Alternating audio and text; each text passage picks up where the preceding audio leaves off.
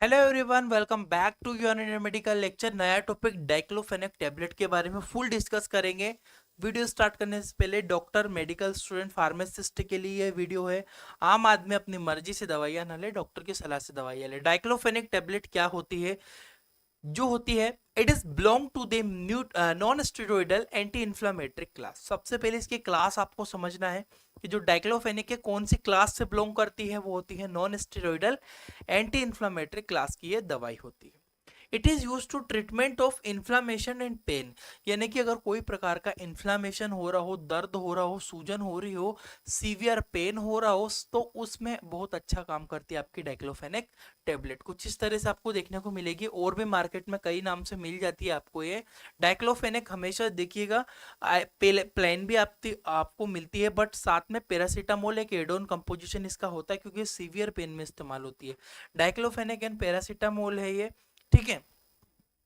कई नाम से अवेलेबल होती है मार्केट में डाइक्लोफेनेक।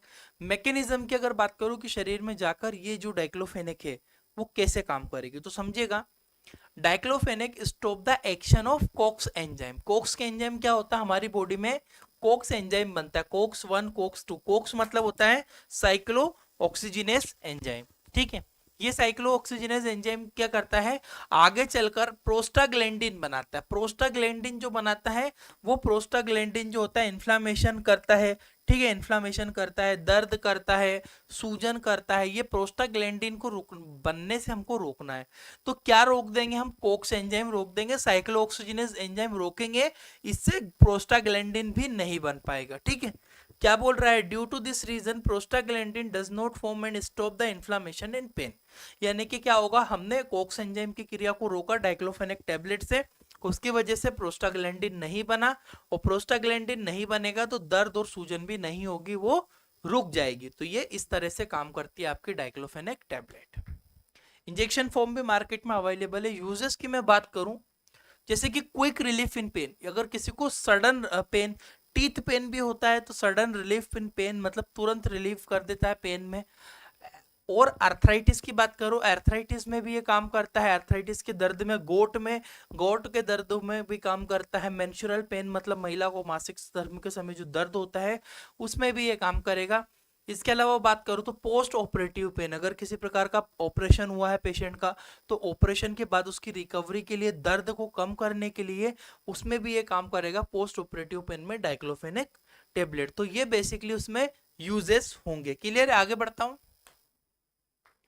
अब मैं डोजेस की बात कर लेता हूं कि कितना पेशेंट को प्रेस्क्राइब किया जाता है। बेसिक जो डोजेस होता है 50 mg ओडी दिया जाता है पेशेंट को दिन में एक बार, या फिर दिन में 2 बार ओडी या बीडी। बीडी लिखा हुआ है, दिन में 2 बार मतलब पेशेंट के दर्द या नीड के अकॉर्डिंग। उसे अगर बहुत कम दर्द हो रहा है तो दिन में 1 बार दे सकते हो, थोड़ा ज्यादा दर्द है दिन में 2 बार दे सकते हो, और 3 बार भी पेशेंट को दिया जा सकता है। इसके कुछ बेसिक साइड इफेक्ट भी आपको देखने को मिल सकते हैं, जो कि आप उसे ट्रीट कर सकते हो सिम्टोमेटिक। नोजिया, घबराहट होना, हेडेक होना, वोमिटिंग होना, डिजीनेस होना। अब देखो सब मरीज में नहीं होता है। अगर आप बहुत ज्यादा ओवरडोज पेशेंट को दे रहे हो, ओवरडोज पेशेंट ले रहा है, तो उस कंडीशन में क्या होगा? उस कंडीशन में पेशेंट को थोड़े साइड इफेक्ट देखने को मिल जाएंगे। तो ये था डाइक्लोफेनेक टेबलेट का एक शॉर्ट क्विक रिव्यू, ठीक है।